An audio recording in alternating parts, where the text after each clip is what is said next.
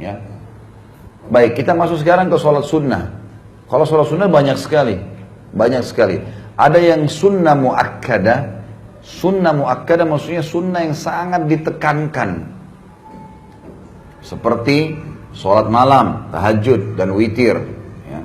Sholat duha, 12 rakaat rawatib. Udah tahu belum 12 rakaat rawatib ini? 2 rakaat antara azan dan iqamah subuh. 4 rakaat sebelum duhur, 2 rakaat sesudah duhur, 2 rakaat sudah maghrib, 2 rakaat sudah isya. Tentu ini 12 rakaat yang dikenal dengan sunnah rawatib. 2 rakaat antara azan iqamah subuh, 4 rakaat sebelum duhur, berarti sudah berapa? 6. Sudah 6. 2 rakaat sudah duhur, 8, 2 rakaat sudah maghrib, 10, 2 rakaat sesudah isya, 12. Ini namanya sunnah rawatib. Jangan tergesa-gesa, saya tahu apa yang mau ditanya. Sebentar. Ini ada namanya sholat sunnah rawatib. Ya. Ini yang masuk dalam hadis Nabi SAW, siapa yang menjaga 12 rakaat sehari semalam, Allah akan bangunkan baginya istana di surga. Adakah sholat sunnah yang lain? Ada. Seperti misalnya, sholat ba'diyah duhur itu, tadi kan 4 rakaat sebelum itu dan 2 rakaat sudah duhur ya. Dianjurkan melengkapkan 4 sebelum, 4 sesudah. Berarti ada tambahan 2 rakaat lagi habis duhur ya. Karena kata Nabi SAW, siapa yang menjaga 4 rakaat sebelum duhur, 4 rakaat sesudah duhur, rutin dijaga, Allah akan haramkan baginya api neraka. Berarti ini ada tambahannya ya. Tadi kan 12 rakaat itu, 4 rakaat sebelum duhur dan 2 rakaat sudah duhur. Sekarang tambah 2 rakaat lagi, dapat 22 hadisnya. Ada sholat qobliyah asar. Tadi kan di 12 rakaat tidak masuk asar ya. Qobliyah asar ada 4 rakaat. Kata Nabi SAW, semoga Allah merahmati hamba yang rutin menjaga 4 rakaat sebelum asar.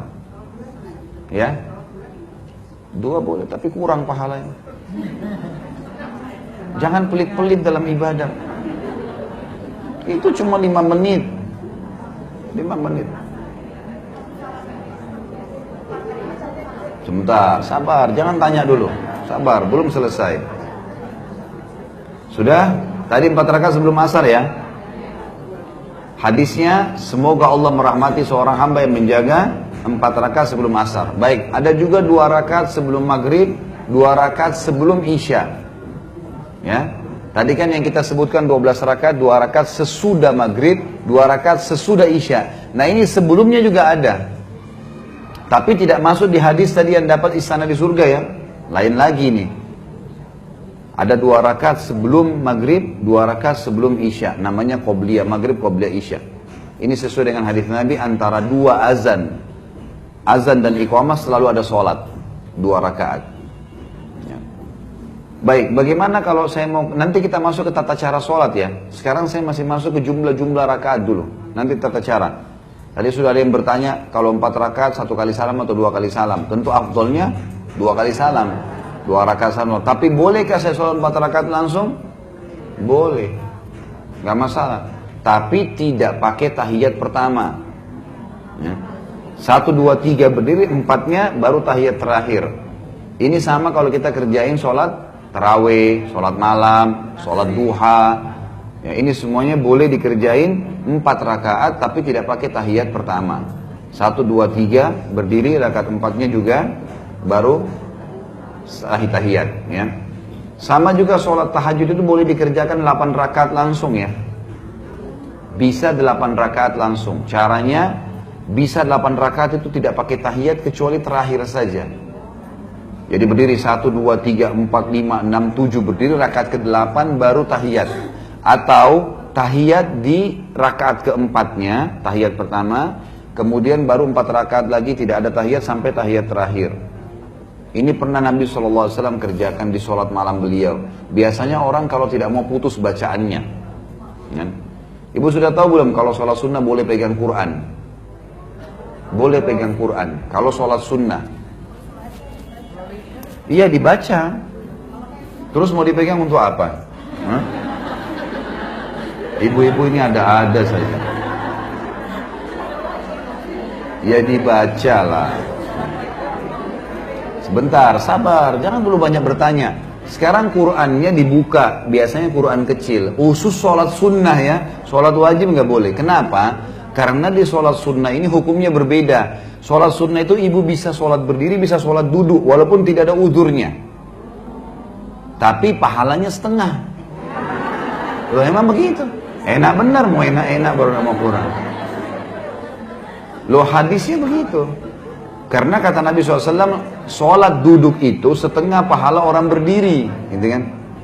Tapi boleh di sholat sunnah, boleh. Ya, misal ibu lagi sholat ba'diyah atau sholat witir, ibu mau sambil duduk boleh, tapi pahalanya kurang, gitu kan? Kalau wajib nggak boleh kecuali ada uzur kan? Kita bicara sunnah, dia boleh. Nah, ada juga hadis Nabi yang ibu juga bisa membatalkan sholat sunnah tanpa sebab. Misalnya ibu lagi sholat ba'diyah isya.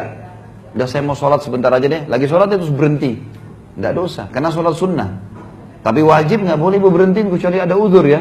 Oh teringat memang tidak ada wudu. Oh belum masuk waktu. Ada tersingkap aurat lain. Tapi kalau nggak boleh. Harus wajib dikerjakan sholat wajib itu kan. Sholat sunnah beda. Ada hadis Nabi bunyi begini bu. Almar'u maliku linafilatihi. Seseorang itu pemilik ibadah sunnahnya.